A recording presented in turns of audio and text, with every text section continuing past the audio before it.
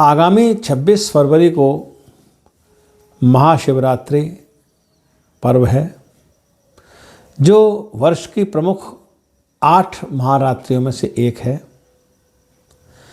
इसका आयोजन बहुत ही भक्ति भाव से और बहुत प्रेम से लोग करते हैं। एक बात मैं यहाँ पर आपको बता देना चाहता हूँ कि अधिकांश मंदिरों में अधिकांश लोगों के मध्य एक भ्रम की स्थिति है, एक मिथक है कि इस महारात्रि का आयोजन, महाशिवरात्रि का आयोजन हम भगवान शिव और माता पार्वती के विवाह उत्सव के रूप में करते हैं, जो कि एक भ्रांति है। यहाँ मैं आपको ये स्पष्ट कर देना चाहता हूँ शास्त्र के माध्यम से। शास्त्र में ये साफ स्पष्ट शब्दों में लिखा हुआ है कि ये महाशिवरात्रि उस दिवस की, उस दिन की स्मृति में है जब भगवान विष्णु और भगवान शिव और ब्रह्मा जी एकत्रित हुए। एक बार ब्रह्मा जी और भगवान विष्णु के मध्य एक बहस प्रारंभ हुई, जिसमें वे कौन श्रेष्ठ है इस बात पर चर्चा करने लगे। भगवान विष्णु कहते थे कि वे श्रेष्ठ हैं और ब्रह्मा स्वयं को सबका पिता बताते हुए स्वयं को श्रेष्ठ घोषित कर रहे थे।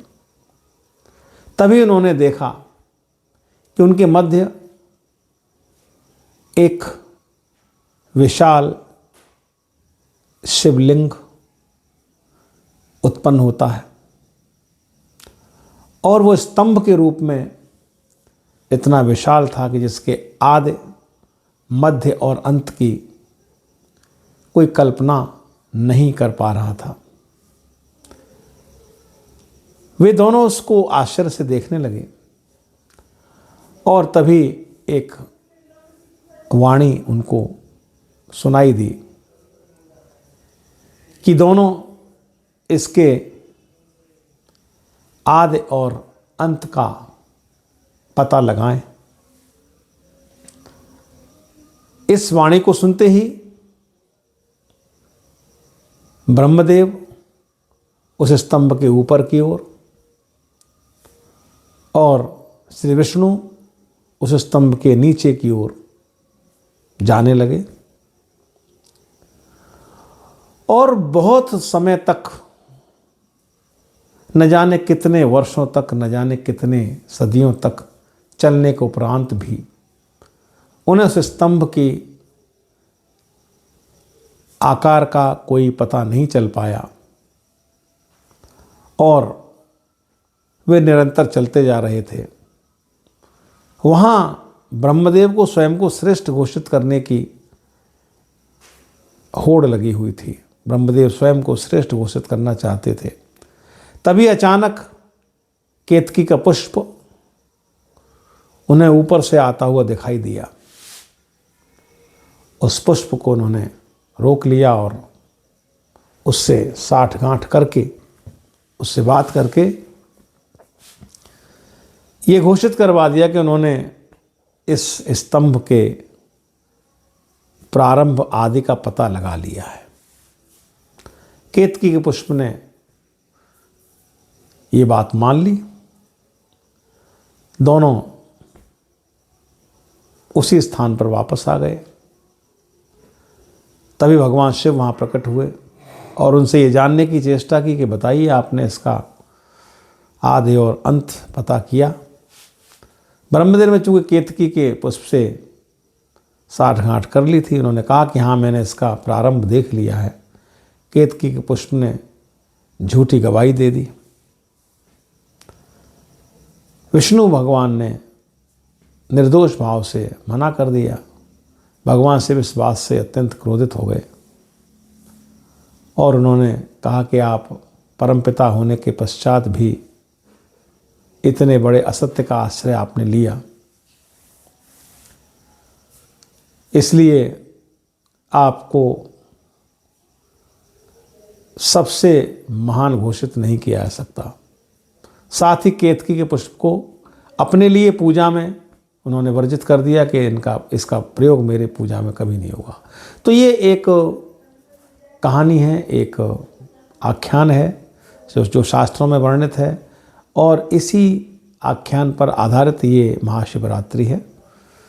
इसका भगवान शिव और माता पार्वती या भगवान शिव और सती के विवाह से कोई संबंध नहीं है। वो तिथियां, वो समय अलग है। तो ये तो बात हुई कि ये क्यों मनाते हैं। दूसरी बात, ये किस प्रकार इसको हम करें। दो बातें हैं इसमें कि आप अपने परिवार के साथ भगवान शिव का अभिषेक करते हैं या रुद्री पाठ के साथ उनका अभिषेक करते हैं, रुद्राभिषेक करते हैं। दोनों में थोड़ा सा अंतर है।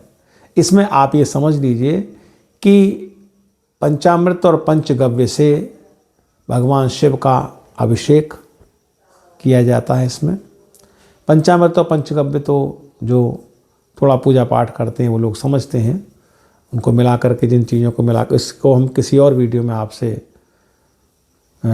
इसकी चर्चा कर लेंगे। यहाँ पर ये बता देना आवश्यक है कि पंचामृत और पंचगव्य से भगवान शिव का अभिषेक किया जाता है। इसके लिए श्रृंगी या गोमुखी इनका उपयोग करते हैं, इससे कि निरंतर धार जल की या पंचामृत की, पंचगव्य की उस पर उनके ऊपर निरंतर गिरती रहे। इसके पश्चात 11, 21, 31, 51, 101, 108 विल्व पत्र यानी बेल पत्र लेकर के भगवान शिव पर चढ़ाइए, उनकी अर्चना कीजिए। बिल पत्र से इत्र, चंदन आदि का उपयोग करते हुए उनको तिलक कीजिए। अभिषेक फलों के रस से भी किया जाता है, उससे कीजिए। रात्रि में नाम संकीर्तन आदि का आयोजन कीजिए। रात्रि जागरण का इसमें विशेष महत्व है। भगवान शिव की आराधना रात्रि में कीजिए। भगवान शिव के कई मंत्र हैं। सबसे साधारण और अत्यंत शक्तिशाली मंत्र उनका पंचाक्षरी मंत्र है, ओम नमः शिवाय। इसका जाप आप रात्रि में कर सकते हैं और जागरण भी किया जा सकता है। और उनके और भी बहुत से मंत्र हैं।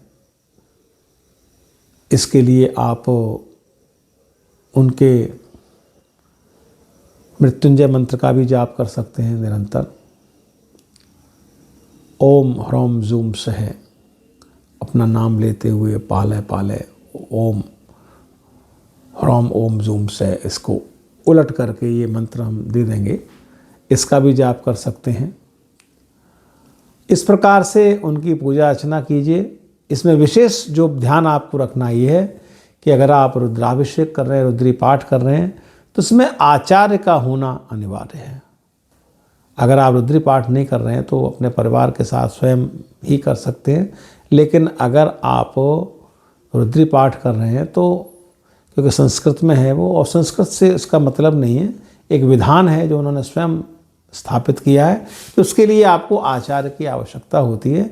इस मर्यादा का पालन भगवान श्री राम ने सेतुबंध रामेश्वरम की स्थापना के समय किया। शत्रु होने के पश्चात भी श्रेष्ठतम आचार्य रावण को उन्होंने इस कार्य हेतु आमंत्रित किया जामवंत जी को भेज करके, और उनके द्वारा भगवान शिव लिंग की स्थापना, उनका अभिषेक, वो सारे कार्य रावण के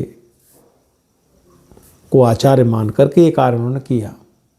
इसके अलावा स्वयं भगवान शिव ने जब लंका का निर्माण अपने लिए, पार्वती के लिए किया, गृह प्रवेश के हेतु उन्होंने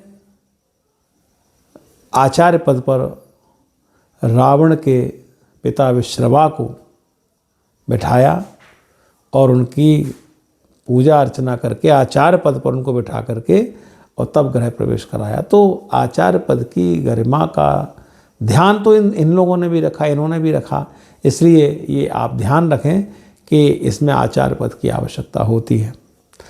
तो इस वीडियो में इतना ही। लगातार देखते रहिए धर्म रहस्य विद डॉक्टर राजीव निस्पृह।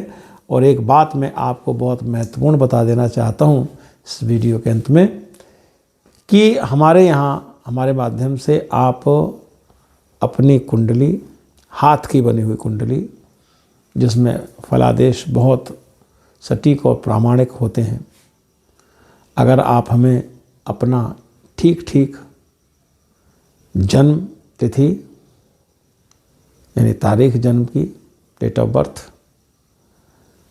जन्म का समय, टाइम ऑफ बर्थ, और जन्म का स्थान यानी प्लेस ऑफ बर्थ अगर आप हमको ठीक भेज देते हैं तो निश्चित रूप से आपको यहाँ से मिलेगी एक ऐसी जन्म कुंडली जिसमें आपके सभी व्यक्तित्व के सभी हिस्सों के बारे में पूरी चर्चा होगी।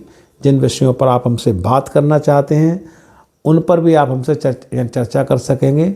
उसकी PDF बनाकर आपको हम भेजेंगे और उससे आपको डिस्कस करेंगे, और जब भी आप चाहेंगे उस PDF के माध्यम से हमसे पुनः डिस्कस कर सकते हैं। नमस्कार, शुभ रात्रि।